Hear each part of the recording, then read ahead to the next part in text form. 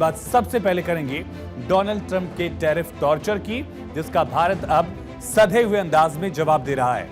याद करिए, जब डोनाल्ड ट्रंप फिर से सत्ता में आए थे, चुनकर आए 2024 के आखिर में, उसके बाद से भारत के रिश्ते ऐसे लगे कि और अच्छे होंगे, बेहतर होंगे। लेकिन जब से डोनाल्ड ट्रंप ने टैरिफ वॉर की शुरुआत की, भारत और अमेरिका के रिश्ते और कमजोर होते चले गए। अब 50% टैरिफ के ऐलान के बाद भारत अमेरिका संबंधों की नींव हिल गई है। ट्रंप के टैरिफ वॉर के बाद दुनिया में एक नया वर्ल्ड ऑर्डर बनता दिख रहा है। किस तरह से एक नया वर्ल्ड ऑर्डर है, ये समझिए, और इसमें भारत का रोल क्या होगा, ये भी समझने की कोशिश करते हैं। अगस्त के आखिर में पीएम मोदी चीन का दौरा करेंगे। 2018 के बाद प्रधानमंत्री नरेंद्र मोदी चीन के दौरे पर होंगे और 2020 में गलवान के बाद अहम है ये दौरा। हालांकि चीन से पहले पीएम मोदी जापान का भी दौरा करेंगे, ये भी माना जा रहा है। और उससे भी बड़ी खबर यह है कि पुतिन भारत आ सकते हैं। इसी महीने के आखिर में राष्ट्रपति पुतिन भारत आ सकते हैं, इस बात की जानकारी अजीत डोभाल ने दी है, जो इस वक्त मॉस्को में थे।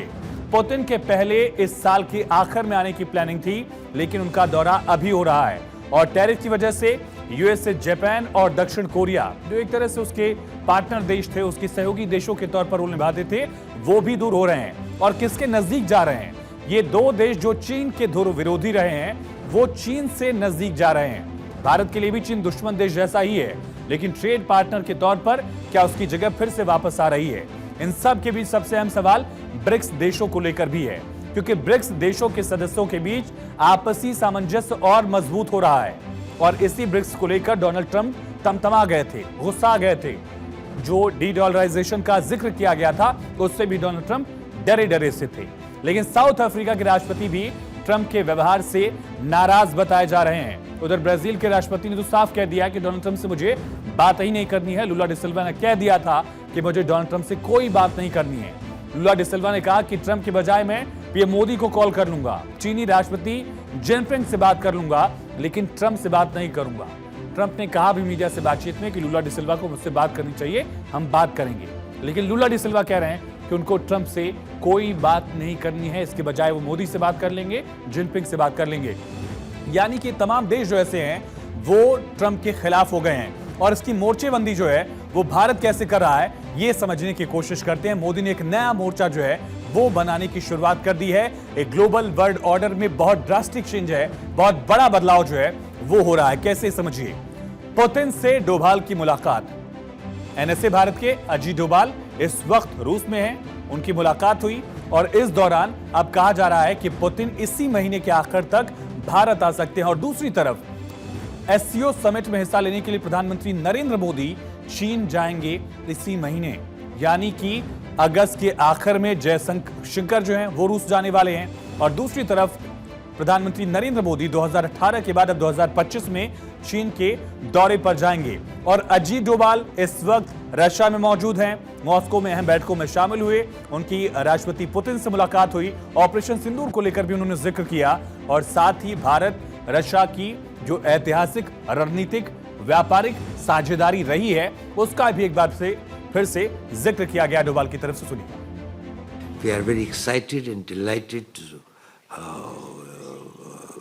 learn about the visit of His Excellency the President of Russia, President Putin, to India. I think that the dates are almost finalized now. The more important thing is this, that is, these summit meetings have always been the watershed points. तो खुद अजीत डोभाल ये कह रहे हैं कि दौरे की तारीखें लगभग फाइनल हो चुकी हैं। दूसरी तरफ टैरिफ थोपने के नाम पर भारत के साथ बढ़ती तलखी के बीच पीएम मोदी की चीन यात्रा से ट्रंप को सीधा संदेश भारत देगा। ये समझने वाली बात है कि भारतीय प्रधानमंत्री की चीन यात्रा इस तरह अचानक क्यों घोषित हुई, राष्ट्रपति पुतिन को लेकर क्यों कहा जा रहा है कि अचानक से पुतिन भारत आ सकते हैं, इसका मतलब समझिए। गलवान संघर्ष के बाद भारत अभी तक चीन से काफी दूरी बनाकर चल रहा था। आपने देखा होगा चीन पर भारत भरोसा नहीं कर रहा था, अभी भी भरोसा नहीं करेगा भारत। लेकिन पीएम मोदी के अचानक एससीओ में जाने का ऐलान किया गया और इससे संदेश है।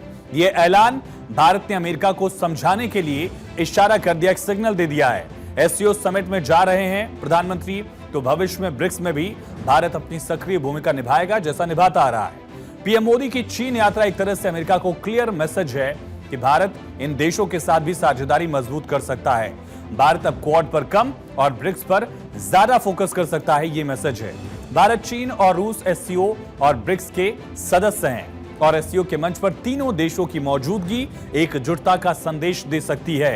पिछले कुछ दिनों से इन तीनों ही देशों को ट्रंप से कड़वे अनुभव प्राप्त हुए हैं और इस लिहाज से ये बेहद अहम दौरा प्रधानमंत्री नरेंद्र मोदी का होगा। पुतिन, जिनपिंग और मोदी एक मंच पर साथ दिखेंगे तो यकीनन डोनाल्ड ट्रंप जैसे पहले डरे थे, फिर से वो डरेंगे, क्योंकि ये तीनों देश जो हैं वो अगर मिलकर काम करेंगे तो तमाम देशों के लिए, खास करके जो ग्लोबल साउथ है उनके लिहाज से भी अहम हो सकता है। पिछले कुछ महीनों में अगर आप देखें तो चीन, रूस और भारत के बीच एक त्रिपक्षीय सहयोग को पुनर्जीवित करने पर अंतर्राष्ट्रीय चर्चा हुई है। चीनी अधिकारियों ने भी कहा था कि चीन रूस भारत सहयोग न केवल हमारे तीनों देशों के हितों की सेवा करता है, बल्कि क्षेत्रीय और वैश्विक शांति के साथ सुरक्षा, स्थिरता और प्रगति को भी बढ़ावा देता है। इन सब के बीच देखा जाए तो डोनाल्ड ट्रंप भले वेस्टर्न कंट्रीज से हिम्मत नहीं दिखा पा रही है, मैक्रो के अलावा तमाम देश उनके खिलाफ बोलने का साहस नहीं दिखा पा रहे हैं, लेकिन ग्लोबल साउथ, डेवलपिंग नेशन ये संदेश देने का कोई मौका नहीं छोड़ रहे हैं कि डोनाल्ड ट्रंप डेवलपिंग नेशंस को टैरिफ के नाम पर झुका नहीं सकते, दबा नहीं सकते, उनकी अर्थव्यवस्था को कुचलने की कोशिश नहीं कर सकते। और इसका सबसे बड़ा एग्जाम्पल किसने दिया? लूला डिसिल्वा ने। ब्राजील के राष्ट्रपति लूला डिसिल्वा इस कदर डोनाल्ड ट्रंप से नाराज हैं कि उन्होंने फोन करने से इनकार कर दिया। एक तरफ डोनाल्ड ट्रंप ये कह रहे हैं कि बात हम करेंगे 50% टैरिफ लगाने के बाद, उन्होंने कहा कि लूला डिसिल्वा को मुझसे बात करनी चाहिए। लूला डिसिल्वा कह रहे हैं कि मुझे डोनाल्ड ट्रंप से कोई बात नहीं करनी है, मैं मोदी से बात कर लूंगा, मैं बात कर लूंगा जिनपिंग से। रूस के राष्ट्रपति फिलहाल बिजी हैं, ट्रैवल नहीं कर सकते, लेकिन मैं इन नेताओं से बात कर लूंगा, ट्रंप से कोई बात नहीं करूंगा। सुनिए एक बार। Eu respeito, eu não vou ligar pro Trump para conversar nada, porque não quer falar. Mas pode ficar certo, Marina. Eu vou ligar pro Trump. Vou ter a gentileza de ligar. Vou ligar para ele, vou ligar pro Xi Jinping, vou ligar pro primeiro-ministro Modi, vou ligar. Só não vou ligar pro Putin, porque o Putin não está podendo viajar. Mas vou ligar para muitos presidentes. Tô, cara, vem aqui. तो मैं बात कर लूंगा मोदी से, Jinping से, लेकिन Trump से मैं कोई बात नहीं करूंगा। ये शब्द जो हैं ब्राजील के राष्ट्रपति लूला डिसिल्वा के हैं और बहुत नाराज, बहुत सख्त लहजे में उन्होंने एक तरह से डोनाल्ड ट्रंप को सीधे चैलेंज कर दिया है। दूसरी तरफ आप देखें, अगर डोनाल्ड ट्रंप ने जब से सत्ता संभाली, एक तरफ उम्मीद थी, ये कहना होगा कि भारत एक्सपेक्ट कर रहा था कि डोनाल्ड ट्रंप की सरकार में भारत और अमेरिका की साझेदारी और बेहतर होगी, और उसके पहले कार्यकाल में इसका एक जिक्र दिखा था। बाइडेन के कार्यकाल में भी भारत के रिश्ते अमेरिका से बेहतर रहे, लेकिन डोनाल्ड ट्रंप जिस कदर टैरिफ को एक जातीय मुद्दा बना रहे हैं, एक व्यक्तिगत मुद्दा बनाने की कोशिश कर रहे हैं, शायद ऐसा लगता है, और उसी कारण से वो भारत के खिलाफ इस तरह के कदम उठा रहे हैं। और ऐसे में सवाल उठ सकता है कि भारत के खिलाफ डोनाल्ड ट्रंप इतनी खुन्नस में क्यों है? ये पॉलिसी नहीं हो सकती। ऐसा लगता है कि कोई इशू है, ऐसा कोई मुद्दा जो डोनाल्ड ट्रंप को हर्ट कर गया। क्या मुद्दा है समझिए। एक तो यूक्रेन और रूस का युद्ध डोनाल्ड ट्रंप बंद नहीं करा पा रहे। डोनाल्ड ट्रंप आए थे वादा करके कि 24 घंटे में वॉर रुकवा दूंगा, वॉर रुकी नहीं और बढ़ती चली गई। अमेरिका से कारोबार में भारत का फायदा बहुत बड़ा है। अमेरिका से महंगे हथियार भारत खरीदना नहीं चाह रहा है, ये क्लियर दिखा। हथियारों की लॉबी जो है वो डोनाल्ड ट्रंप पर दबाव बना रही है। दूसरा, ट्रंप को भारत की उभरती हुई अर्थव्यवस्था खटक भी रही है। कैसे बताएंगे, पहले ग्राफिक समझिए। लेकिन ब्रिक्स में भारत की जो भागीदारी है उससे अमेरिका परेशान है। एक तरफ रशिया है, एक तरफ चीन है, लेकिन भारत का रोल उसमें बहुत बड़ा है। यूएस से भारत अपनी शर्त पर कारोबार समझौता चाहता है, डेयरी फार्म में बिना किसी दखल के। डोनाल्ड ट्रंप कह रहे थे कि F-35 ले लीजिए, भारत ने कहा हम नहीं लेंगे, और भारत ने जिस तरह से केरल में 1 महीने तक वो पाक था, वो भी दुनिया ने देखा। रूस से तेल खरीदने से ट्रंप की मनाही जो थी उससे भारत ने इनकार कर दिया। भारत ने कहा हमारी आबादी 140 करोड़ की, हम तय करेंगे कि ऊर्जा खपत हमारी जिस हिसाब से है, हम अपना फैसला लेंगे, अपने लोगों के लिए ऊर्जा खपत के लिहाज से फैसला लेंगे। ये साफ रहा है। लेकिन एक और बड़ा मुद्दा है, एक ऐसा मुद्दा जो डोनाल्ड ट्रंप के दिल में चुभ गया है। भारत का एक सेंटेंस जो है वो डोनाल्ड ट्रंप के दिल के इस कांटे को निकाल सकता था, आप ऐसा कह सकते हैं। लेकिन भारत ने डोनाल्ड ट्रंप की सुविधा सहूलियत के लिए अपने स्टैंड को नहीं बदला। और वो क्या मुद्दा था जिससे डोनाल्ड ट्रंप बिल्कुल खुन्नस खाए हुए हैं, जिसकी वजह से भारत के खिलाफ वो भड़ास निकालने की कोशिश कर रहे हैं, भारत के खिलाफ वो टैरिफ लगा रहे हैं। वो भी दूसरी तरफ जब एक पाकिस्तान जैसा आतंकवादी देश, उसके खिलाफ डोनाल्ड ट्रंप सॉफ्ट हैं। आसिम मुनीर को बुला रहे हैं डिनर पर, आसिम मुनीर फिर आगे आने वाले महीने में जाने वाला है, ऐसा जानकारी ऐसी मिल रही है। लेकिन दूसरी तरफ भारत जो पूरे जियोपॉलिटिकल सिचुएशन में एक अहम दोस्त हो सकता था, उसके साथ इस तरह का बर्ताव डोनाल्ड ट्रंप अगर कर रहे हैं तो उनके दिल का कांटा क्या है, ये समझिए एक अमेरिकी विशेषज्ञ से। I would argue that perhaps the president feels aggrieved by how he has been treated by the Indian government. I do think that perhaps he is unhappy that India's government did not allow him to claim credit for his role in the India-Pakistan ceasefire.